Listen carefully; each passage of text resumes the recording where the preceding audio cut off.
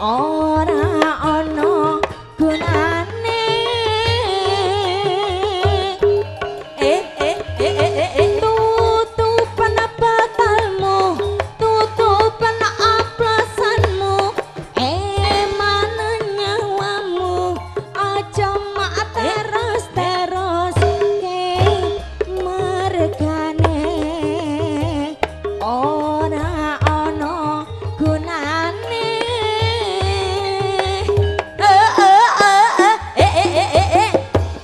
oplosan manggala polosan oplos oplos oplos oplos oplos oplos oplos oplos oplos manggala dioplos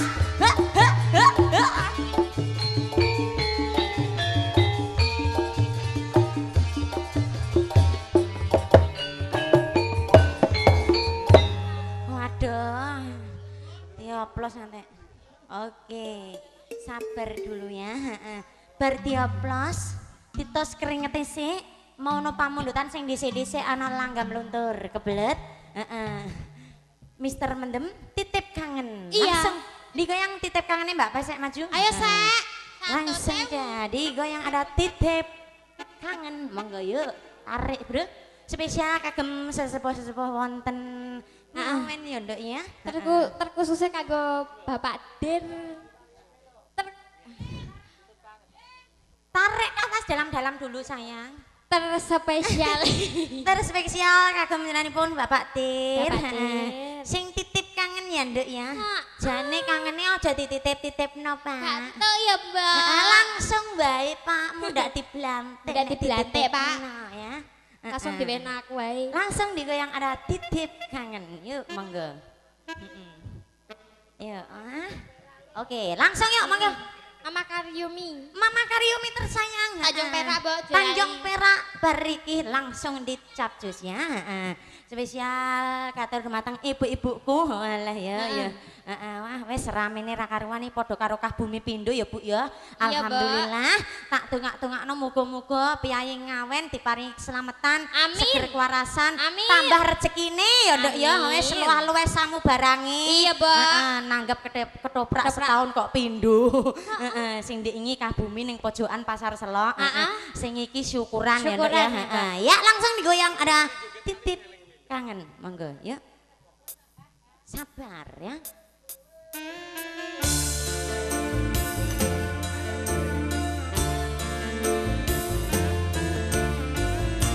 spesial buat Pak Bayan Topo yang dari Gelonggong jangan kena juga spesial buat Mas Hafid CS dari Telegomumu ada Mas Uki CS buat Mama Karyumi Om Dono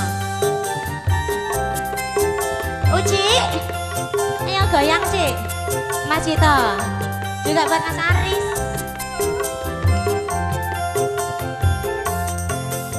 liwat angin sore titip tangan ning ati mau ngapangapurane durung Mas Agus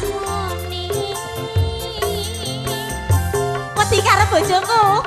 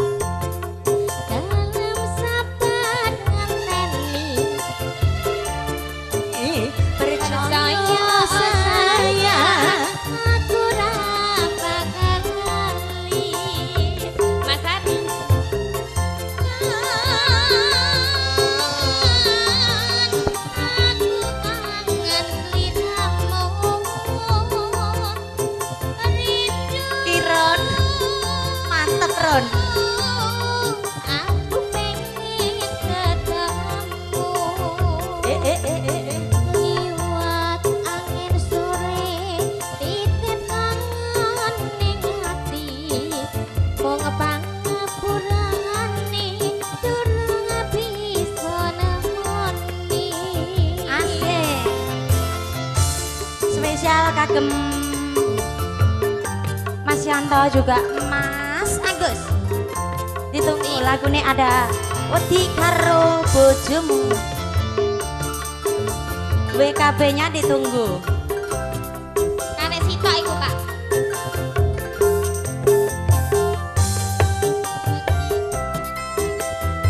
spesial buat yang depan. Lunturnya ditunggu mas.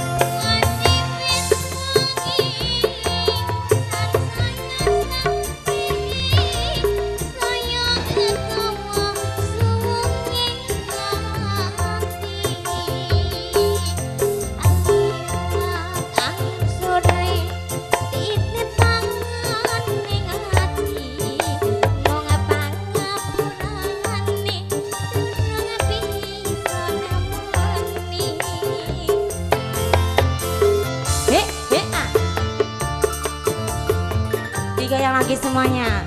Wahyu Manggolo.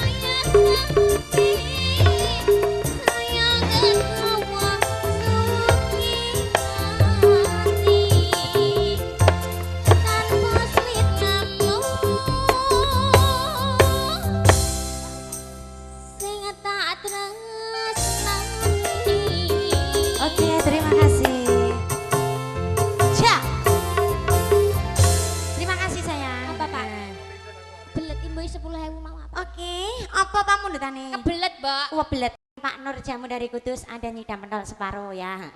Oke, jemulan langsung lengganane bosku Bu. Ayo sing ireng-ireng ayo ndang metu, monggo. Bosku Bu. Langsung aja ditarik. Menteri Pengairan diharap segera menuju ke lokasi. Yuk, monggo. Bos, monggo. Sing apik lho ya. Monggo, langsung digoyang ada kebelet. Tarik, Bro. Yuk. Lanjut. Bendo melek sing turu-turu ya.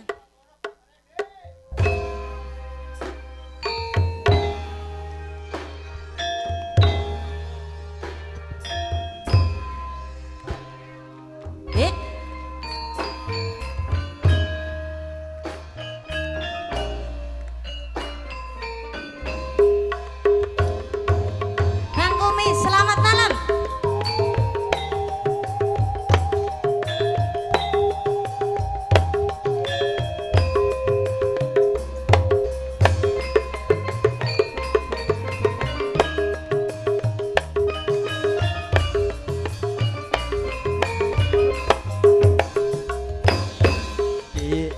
awakmu mrene Ngapa Mas?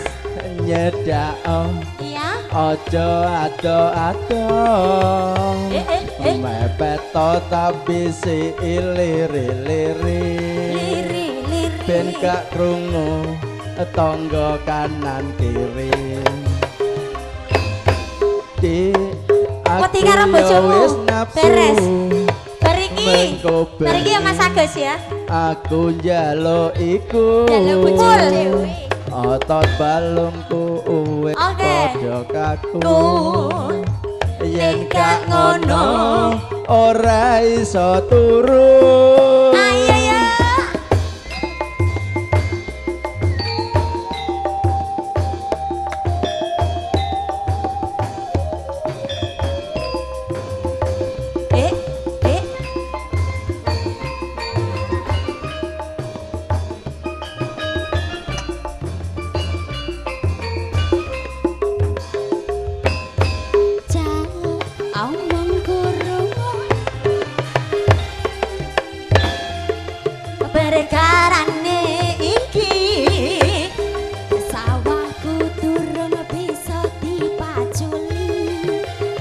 Sugeten jembrung wayahe jabuti watono Mas lampune cek abang ning prapatan aja diterjang iku monoton lampu larangan yen kok terjang mengko kene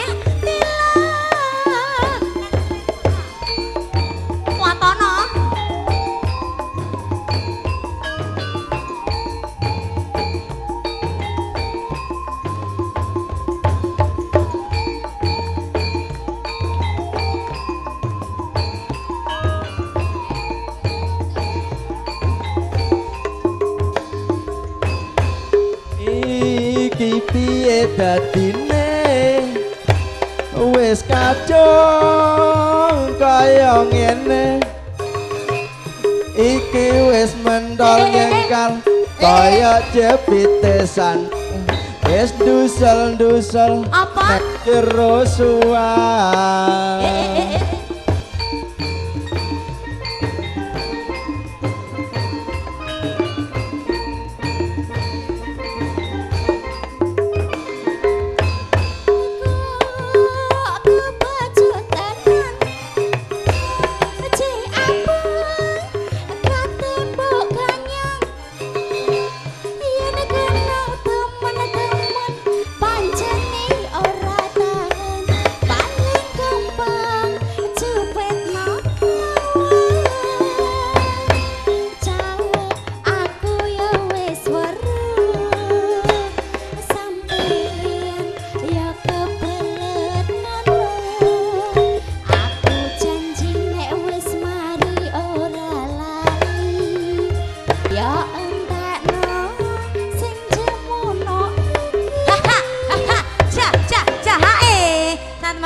telah berlalu langsung aja digoyang lagi permintaan Anda nyidam menol monggo langsung iki mau dok dari Mas Agus tuan rumah ya ya Mas Agus sing ganteng dewe sing ireng dewe ada WKB langsung digoyang wedi karo bojoku yuk monggo ya sing ndi mbok tak takokane Mas Agus sing nyanyi sing ndi Mas biduane sing ndi Mas Agus Ndi wonge Mas Agus ya, Iku mau. Eka, langsung digoyang. Eka sing durung nyanyi ya, Yuk Dek Eka yuk, ada WKB. Wul, bos kubu urung lho Wul. Bantere. Yuk langsung digoyang WKB. Urung ping pindho maksudnya Dok. Yuk, monggo. Mama Tanjung Perak di Tenggol Sawetawis ya Mah ya. Puji. Digoyang lagi semuanya yuk. Pak Dono, selamat malam. Buat Mas Hafid, selamat malam. Mas Uki juga selamat malam. Hatiku yang resah takkan bisa tenang sebelum ku dengar indah suaramu. Tak sabar hatiku ingin menelponmu, tapi aku wedi karo bojomu. Anis. Salahkah diriku bila merindukanmu, sedang kau di sana juga merindukanku. Walaupun ku tahu kau ada yang memiliki, tapi cintaku tetaplah untukmu.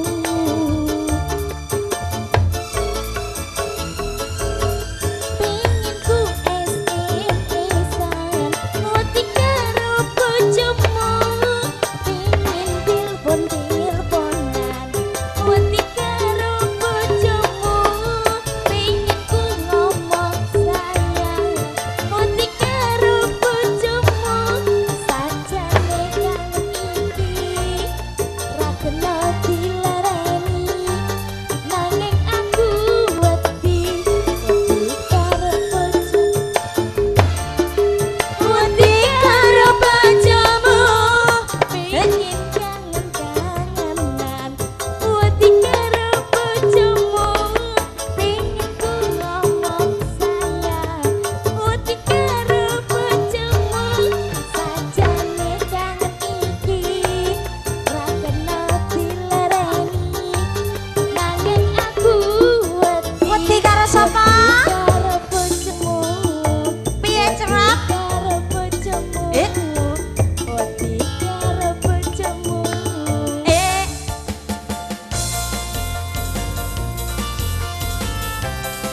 Ada tidak? Sing wedi ndelek ning sarsan ae. Ada, aman.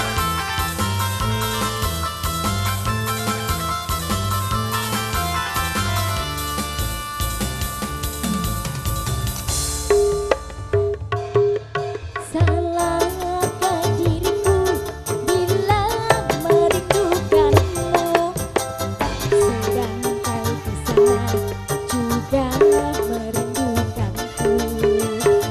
Walaupun ku tahu kau ada yang memiliki, tapi cintaku tetaplah untukmu.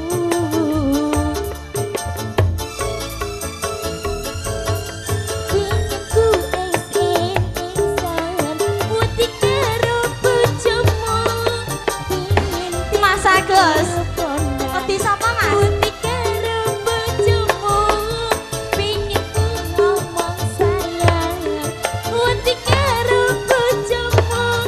Sajane kangen iki ra kena dilarani, nanging aku wedi pengen ku ketemuan wedi karo bojomu, pengen kangen-kangenan wedi karo bojomu, pengen ku ngomong sayang wedi karo bojomu. Sajane kangen iki ra kena dilarani, nanging aku wedi pengen ku wedi karo bojomu, wedi karo bojomu, wedi karo bojomu, wedi karo bojomu. Terima kasih. Pangapunten ingkang kathah menawi dereng ana atensi sing durung diaturi ya, Nduk ya. Ana langgam luntur karo nyidam pentol. Dengan segala hormat mergo iki wektu sing wis dalu ya, Nok ya. Nun sewu request langgam luntur diaturi wonten dagelan nggih Mas nggih. Nyidam pentole mangke nggih Pak Nur mboten napa-napa nggih Pak nggih. Ampun dados renok ing penggalih. Ya, digoyang. Lagune yang terakhir ada Tanjung Perak. Ayo bro, maju kabeh. Ora diudani ngono kok iso do gegete ra karuan. Ya nduk. Sabar, ora krimis iki jenenge nduk. Mok sithik-sithik dudane mok sithik-sithik ora apa-apa nduk. Bocor iki jenenge. Ora, Iya, Mas. Tit. Ayo. Kebablasan, Nduk. Kebleyeren kuwi, Mbok. Tit duit. Tamar mati muli. Siti lunga pasar babi mati Semar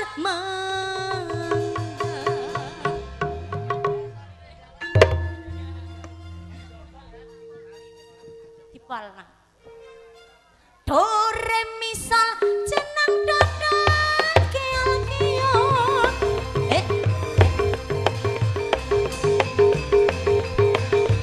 Watono.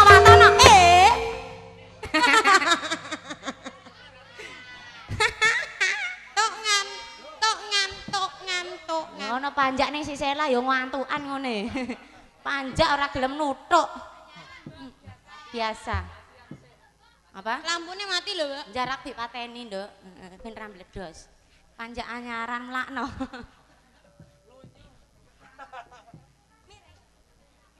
Miring.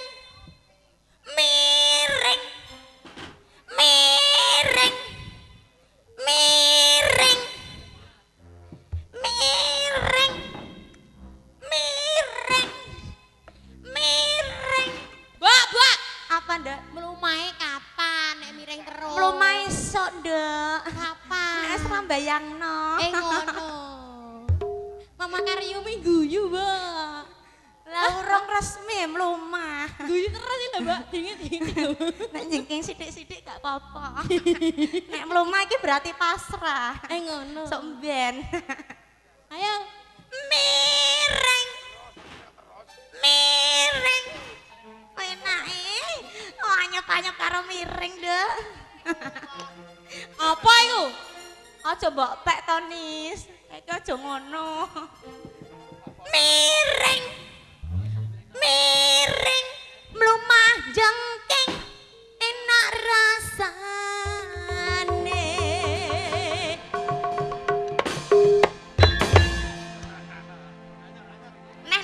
Neh, Del.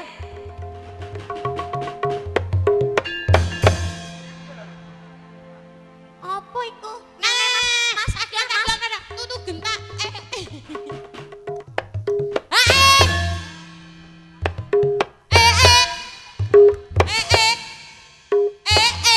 Wes. Tanjung Perak mangga. Mbak. Iya, sesuk prae.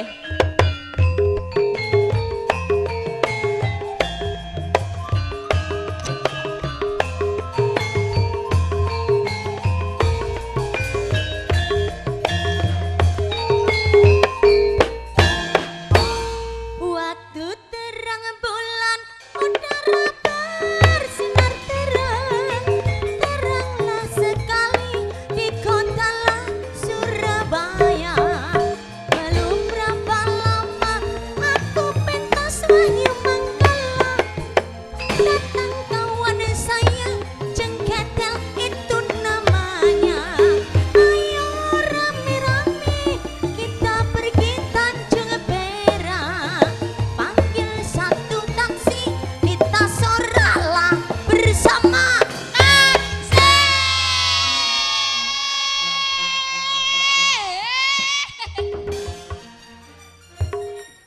Ayo banter.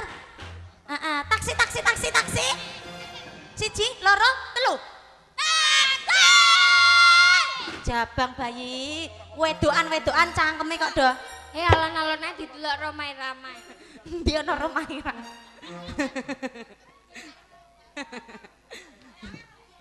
Ayo. Bang Pak Harsana. Nyawer apa? Ora sakake aku, Pak. Nang mamae. Tanjung Perak.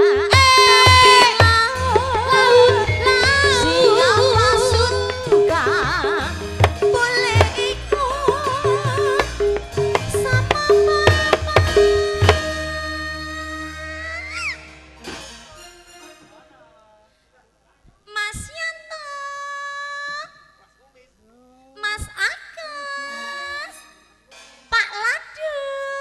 Sawerane sing beru dhewe. Mas Hafid. Om Dona. Mamahku Karyumi. Pak Nur. Ganden. Ganden. Bocu. Bacu. Dodi. Hafid wis. Mas Edi. Mas Uci. Bakal bakso. Bakal mie ayam. Mas Cito. Mas Uki. Bos kubuk. Bos Kubuk. Kok ngapain komplit semuanya ya, tanpa terkecuali. Mas Mindar. Semuanya boleh ikut Tanjung Perak, tapi laut siapa suka boleh ikut. Jangan lupa minum anggur Tanjung Perak, tapi laut Tanjung Perak, tapi laut Tanjung Perak, tapi laut. Oke. Sampun nggih, Mas. Monggo Ndara. Mister Mendem mangke nggih Mas nggih. Heeh. Kene palenggahane. Yuk. Aja ngono, Mas. Iya. Heeh. Ayo. Yuk. Mangga. Iya. Mangga Gusti Putri, heeh. Gusti Putri, anu nduk kersanipun mboten rena ing penggalih, kula jak jejogetan. Monggo, yuk. Heeh, iki mau spesial banget ya nduk ya, yang tidak bisa diganggu gugat dari Mas Hafid CS. Monggo. Yuk. Monggo Gusti Putri Ratu Kalinyama. Ya. Siji, loro, telu. Oke. Hey! Hey, hey, hey, hey.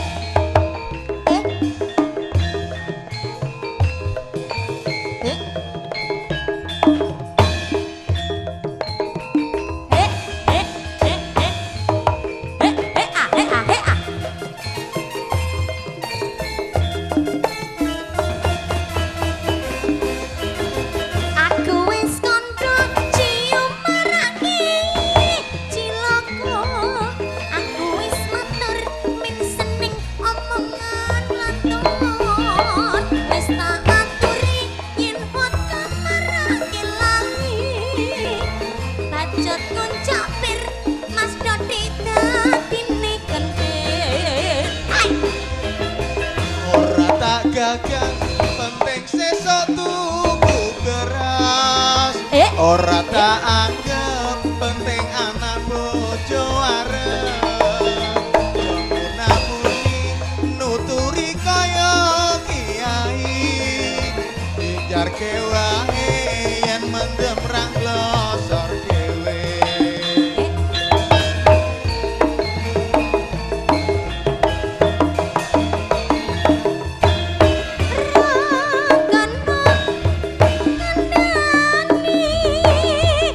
Yen mengkono aku rasuti lilakno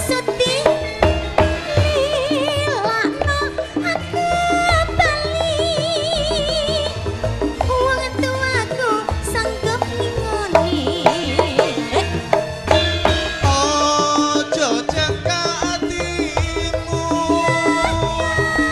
wis tak cukup kelelakonku.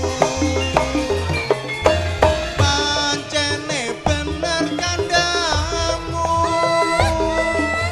mergo mendem rusak awakmu. Yen wis mari kanca-kancane pamiti sakar bani mendemi akal lagi. Selamat tinggal kancaku lereno ndugal. Dongano kuat mendemku wis ora kumat.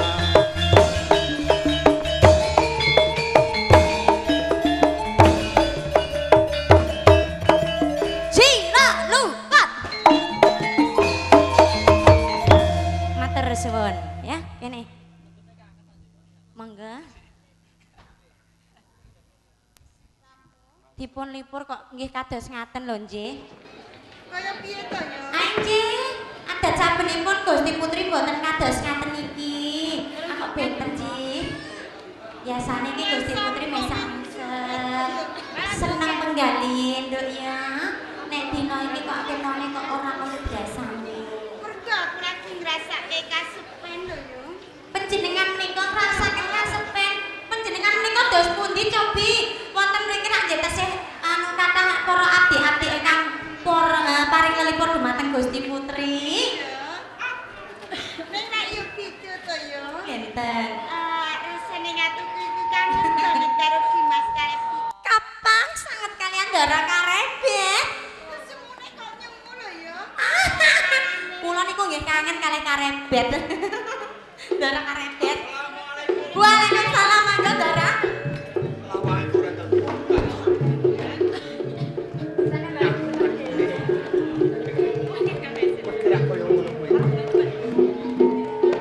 Mangga Ndara Karebet.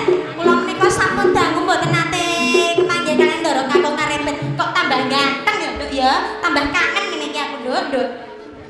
Jantenan Bareng kok alam kok malah dedekan. Dedek rino wingi dadi Karebet terus. Raumum. Pancen aku mau ngelengake. Sowan uga selak kepengin ketemu marang Kang Mbok. Kali nyaman. Nani semune bareng aku teko ing panti Jepara kok ora karenan ing penggali. Panjenengan menika nggih kados ngaten. Dupe sak menika panjenengan menika sampun kagungan garwa sing luwih enom, sing luwih ayu, Ndara Putri Kalinyamat dipun lalekake. Ya wis lumrah to, Ndra. Lumrah. Wis dene bojo sing luwih ayu, luwih enom yo lali karo. Luwih ayu bojone luwih enom, luwih manis, luwih cilik. Kuwi ra saka rumangsa. Sing tuwa dilalekna. Luwih putih. Nanging sejatine ki durung ngerti apa sing tak rasakake jroning atiku. Napa ingkang panjenengan menika rasaken? Halo, Mbok. Mas. Monggo Ndara Putri. Ngajak gojek. Nek mau dirasani muni kangen-kangen, bangsa saiki ditekani Karebet malah ngono. Aku kok gregetet wong Yen wedok jaman pancen suwan saiki. kula kok mboten karenan ing penggali. Kang Mbok Kalinyamat. Ya kepareng kula pamit. Kula enggal bali wonten ing Kasultanan Demak Bintoro kemawon. Dimas. Monggo Ndara, monggo Kang Mas Karebet. Monggo Kang Mas Karebet, monggo. Kalih kula mawon menawi Ndara Putri mboten kersa kalih kula mawon. Pangkatmu ya apa? Awake dienggo potong 10.000. Gak. Apa arep dipotong? Potong piye wong bayarane wis dijaluk kabeh lho. Wong aku ya susah-susah untuk bayaran.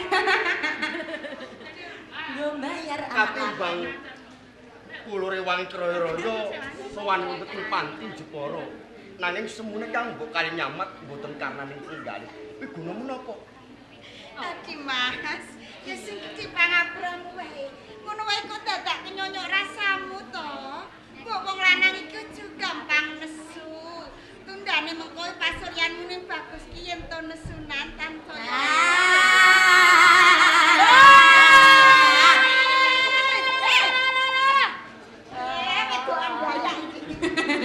Wong wedok jaman saiki.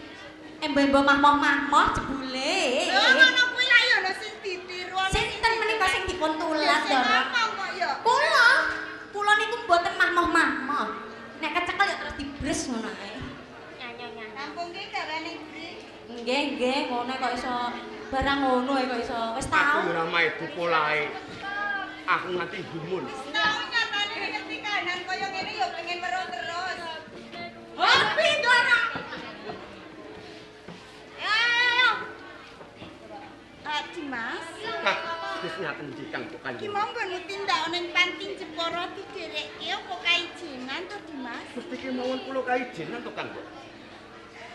Inta ngono syukur mergo kangen banget jroning atine Kang Mbok pengen ketemu karo Dimas Karebet ning ewa semono ing kene Dimas Karebet wis cedhak karo Kang Mbok mumpung ana kalodhangan wektu aku kepengin banget nglatini karo Dimas Karebet kaya rikala biyen sepisanan aku cedhak karo sliramu lho Dimas. Kula jane nggih krasa, dirasani nggih krasa. Krasa Layak lampah kula wau dadak kesandung-sandung. ngono kuwi mertandakake yen yen to atiku lan atine Dimas Karepet wis manunggal dadi siji. Nyatane tak pikir kaya ngono kuwi ya Dimas bisa ngrasake kok ya. Menapa tenan menika Kang? Kini ora Dimas. Nyatane ya kaya ngono kok ya. Kuwi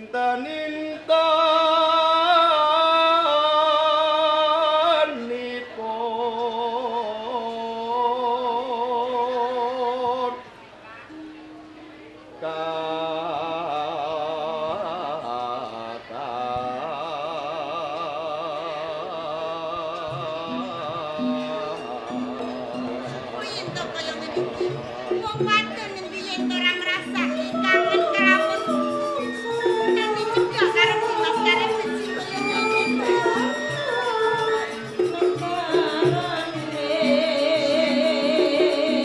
Katresnanku dawa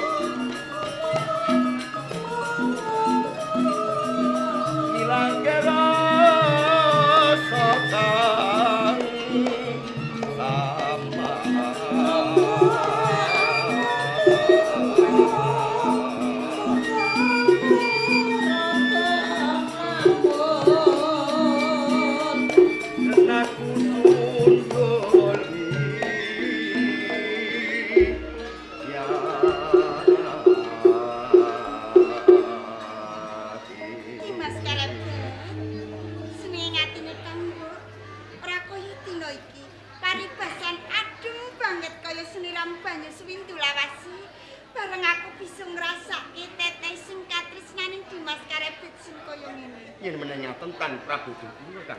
Heeh. Senasa kula sampun anggede garwa. Jiwa lan raga kula menika kagem garwa kula diajeng Ratu Kambang. Nanging batos kula kagem Kang Mbok Kalinyamat. Kang Mbok iki ya gumun lho ya.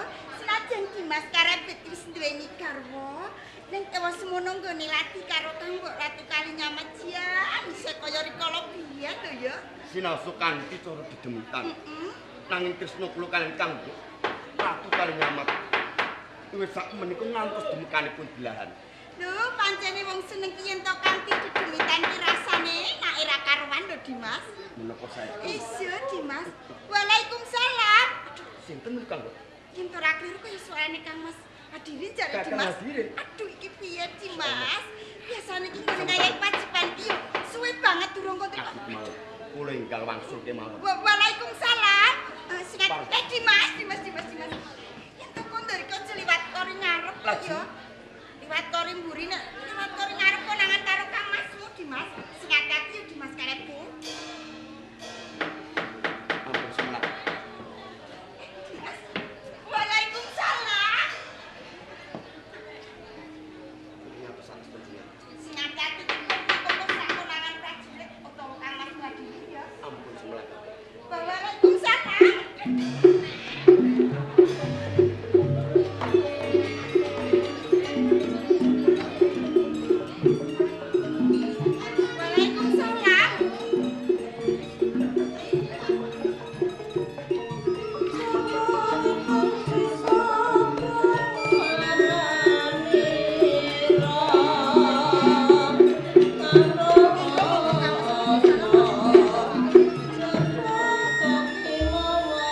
Monggo katuran lenggah Kang Mas Wadili.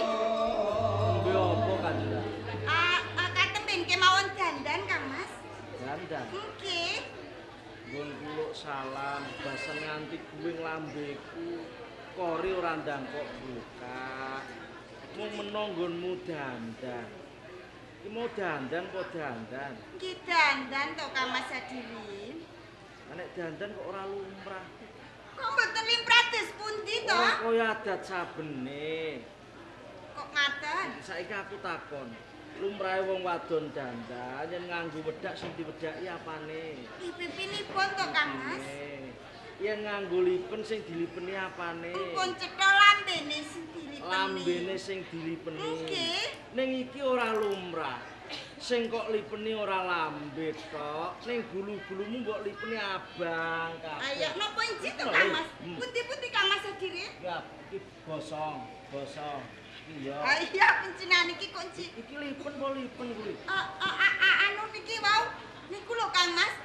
Semut Kang Mas. Semut. Arep ditemu ngene nyokot cukup kecil. Ji semut Kang Lho kok Mas. akeh men semute nggone nyokot.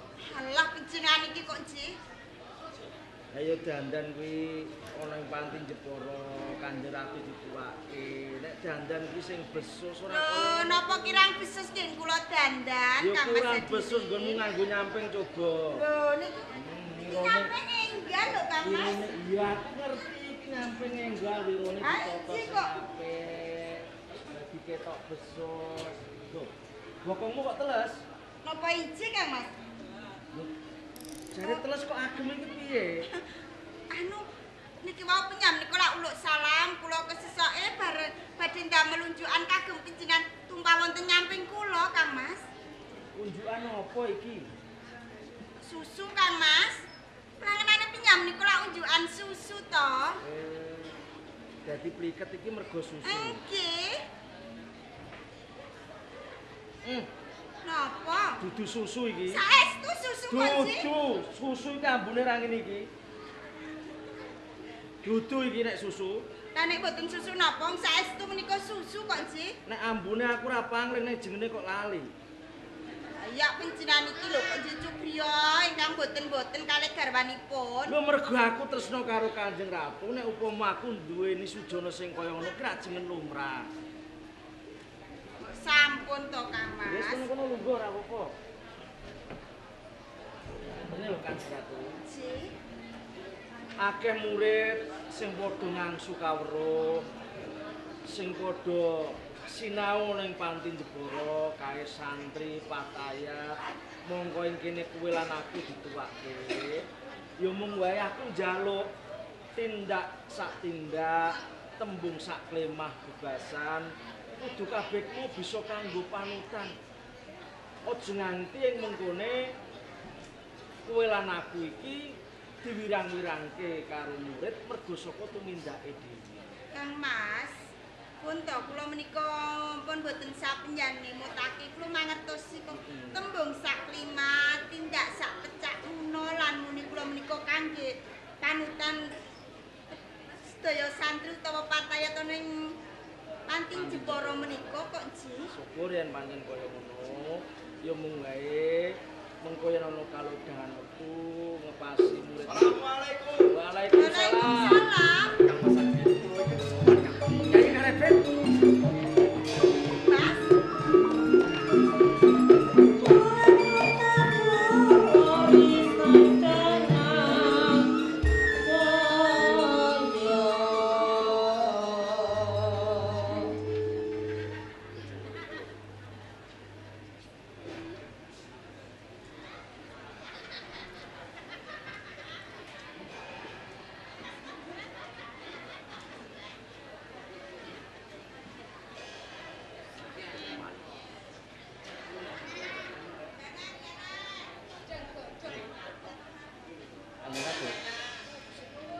Kanjeng Ratu. Kanjeng Ratu. Kanjeng Ratu. Kanjeng Ratu. Kang Mas Hajirin. Yen iki wonten apa to? Lu diundang kok ora ndongoke kok ora nggape babar pisan. Wonten apa? Mireng kok ora ke mau tak undang. Lho rampung kok durung? Dereng rampung, nggih kula kangen-kangenan kali Dimas Karebet. Durung rampung. Dereng. Ayo dirampungke. Dimas, kono kuwe lho, tindak ning Panti Jepara kok ora sarindik karo garwamu. Kang mbok iki kangen banget pengen sabut jagung karo garwamu lho, Dimas. Ngaten. Iya. Panjenengan Kanggo sanes wedal kemawon kula saged nganti kalian garwa kula. Njaluke kanggo ibu tindak ning Jepara, garwamu ra usah kok kanthi. Mesti ki mun kados nyati panjenengan. Kanjeng Ratu. Kula dangan metu. Kanjeng Ratu. Ada mengira. Kanjeng Ratu. Kanjeng Rat. Kang Mas Hadirin, penjenengan iki wonten apa to? Kok wonten apa? Lho rampung apa durung? Jan dikangen karo Dimas Lho Karebet. piye suwe ra tau ketemu karo dulurmu aku yo kangen. Lho ngoten niku pengen namung mendel kemawon to ngendika lak disaged. Kek monggo yen to piyambak kangen karo Dimas Karebet. Nek ana wong ngomong ki ora dijungokke. Anu kok Andi Karebet. Heeh. Iku mau Iya. Dhewean to?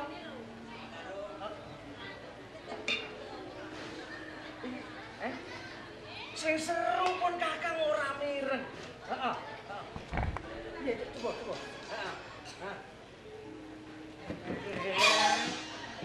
Ngono ki lho.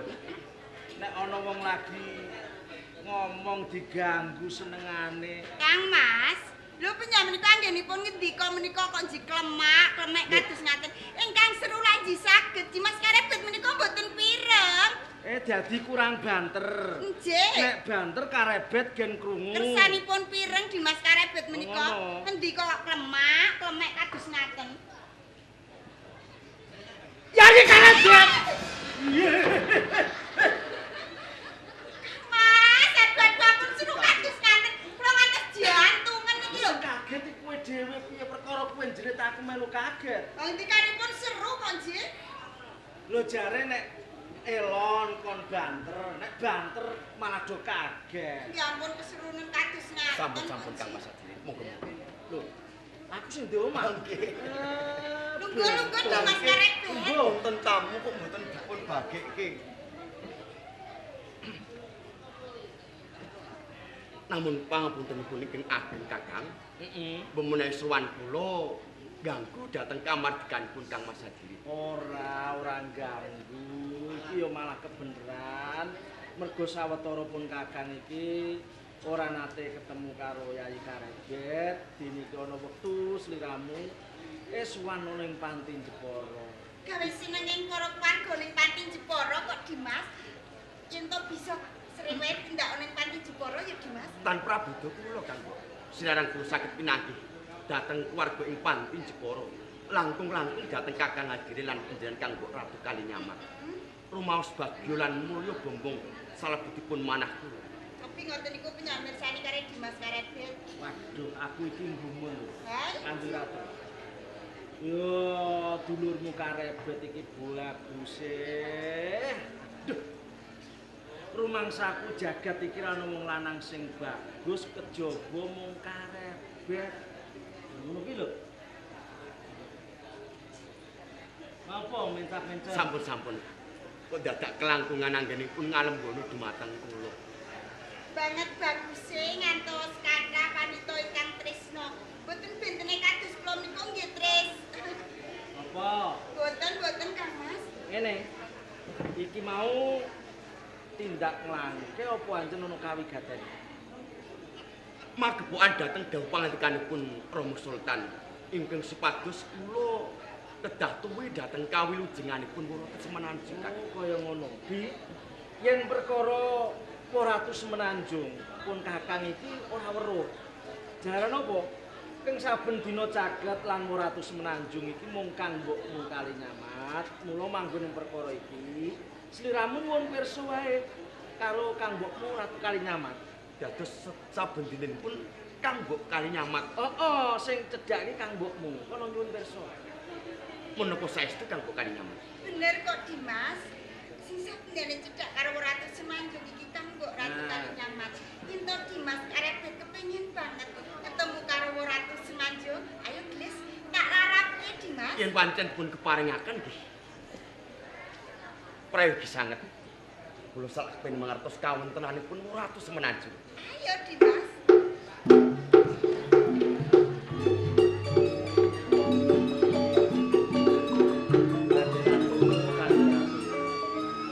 Wong lanang kok ora ngerti. Lho niku lumrahe tamune lanang sing ngarepke rak aku. Ora. Alah alah.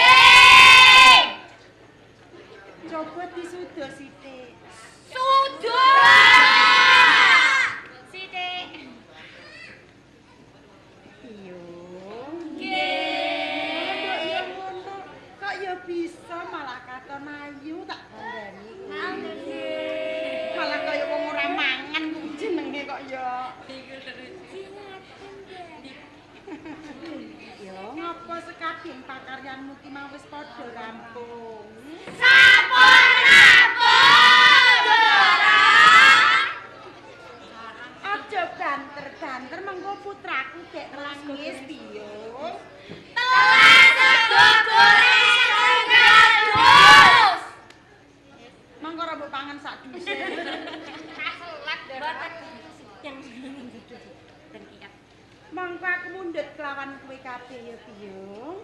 Guyon sawetara ora dadi apa. Nggih, Ndara. Yen to kowe iki padha teledor anggonmu nyambut gawe ana ing Panti Jepara iki, mengko bakal kapikanan kelawan ini Ratu Kalinyamat. Nggih. Kamangka aku cumondhok ana ing Panti Jepara iki uga nunut kelawan purunan kuyon ini Ratu Kalinyamat. Mula saka kuwi yo Yung, tak kira kowe wis padha mangerteni kabeh lagak lagu lan lagiane ini Ratu Kalinyamat. Kados ngaten nggih, Ndara. Patake iki kasar. Kasar. Cerewet, Ndara. Cerewet. Yo wis sing tak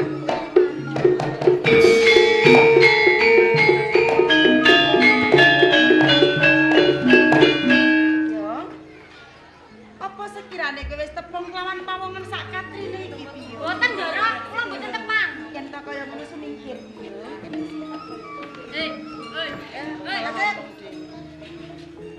Kisana. Ora teges aku tambut kelawan kowe sak katrine. Tenane aku durung mangerteni. Apa sedya lan karepmu tumuju ana ing Panti Jepara? Aku mau kepengin golek sing jenenge Semenanjung. Yen to wis ketemu, aku mau pengen mangerteni Pak. oh kok pengen mangerteni. Bener. Yen to kowe durung mangerteni ananing Ratu Semenanjung, ora ana lorone kejaba aku. Kowe Iya. ngono kowe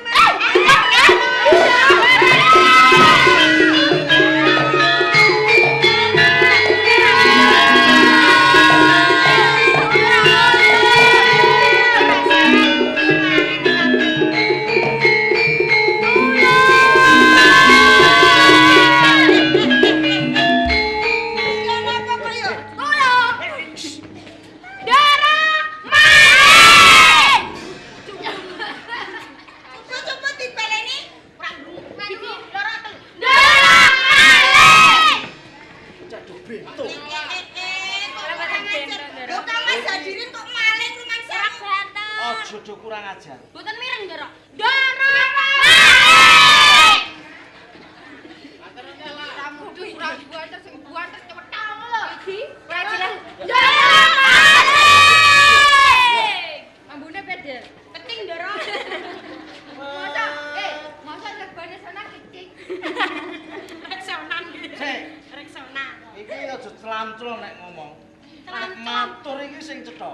Celam-celam pripun to, Ndoro? Nek matur iki sing cetha lho Nek Kang Mas matur Hadirin iki kok sing maling. cetha.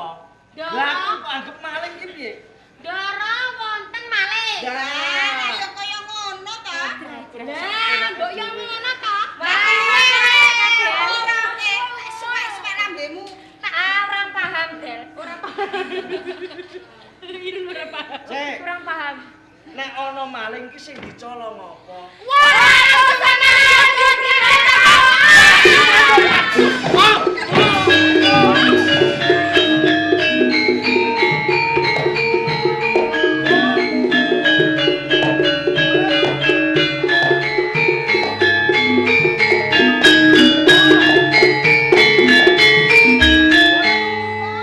Ora tuh. Wah, Ora lu. Dimas Penangsang. Wah. Ora ono. Kang Mbok Ratu Kalinyamat. Wayah dudu wayah. Sami jelih-jelih wonten menapa? Anu ora tuh si Manjung ilang Wo Dimas. semenanjung ilang.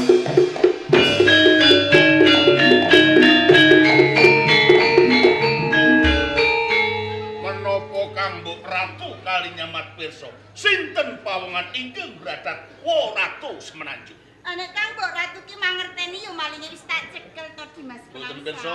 Ora. Kang Mas Hadirin pirsa mboten? Oh, aku ora weruh. Disambut gendel.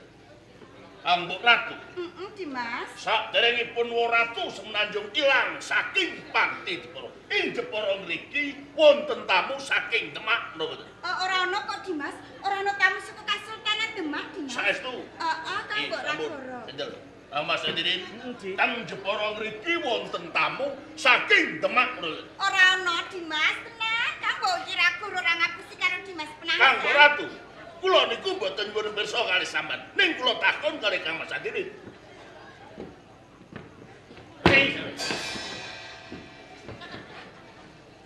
Wong lanang kok klemak-klemek, nidaki peyek ora poklek. Jane sampean tuwa lanang apa banci, Mas? Nenek lanang kok. Kang Mas Hadirin, Apa? sampean iki Sunan. Sunan saking tembung sunabi makna witing budi wing kawruh. Iya. Sunan iku wong Islam. Cetha nek wong Islam. Wong Islam nek ngapusi Dosa besok